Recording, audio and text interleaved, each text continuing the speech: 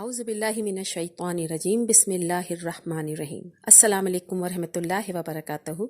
آج میں آپ کو بتا رہی ہوں وہ 6 خواب جس کو جو شخص بھی دیکھ لے گا اس کی تمام دعائیں اللہ تعالیٰ قبول فرما لیتے ہیں۔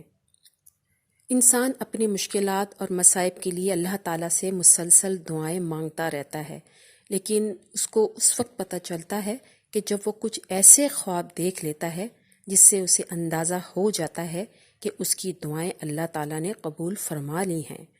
وہ کون سے خواب ہیں؟ آج میں انہی 6 خوابوں کا آپ سے ذکر کروں گی۔ پہلا خواب یہ ہے کہ اگر کوئی مرحوم شخص کسی کو کوئی چیز آگے دیتا ہے تو اس کا مطلب یہ ہوا کہ اللہ تعالیٰ نے اس کی دعا قبول فرما لی ہے۔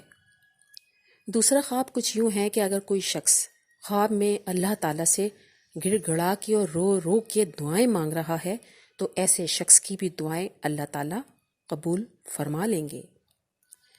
تیسرا خواب کچھ یوں ہے کہ اگر کوئی شخص وضو کر کے مکمل نماز پڑھتا ہے تو ایسے شخص کی بھی اللہ تعالیٰ دعا قبول فرما لیتے ہیں۔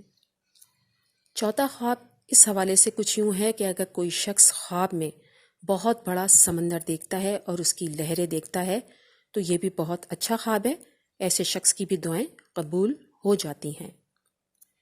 پانچواں خواب کچھ یوں ہے کہ اگر کوئی شخص ہرا بھرا باغ دیکھے، درخت دیکھے اور وہ خوشی محسوس کرے تو ایسے شخص کی بھی دعائیں اللہ تعالیٰ قبول فرما لیتے ہیں۔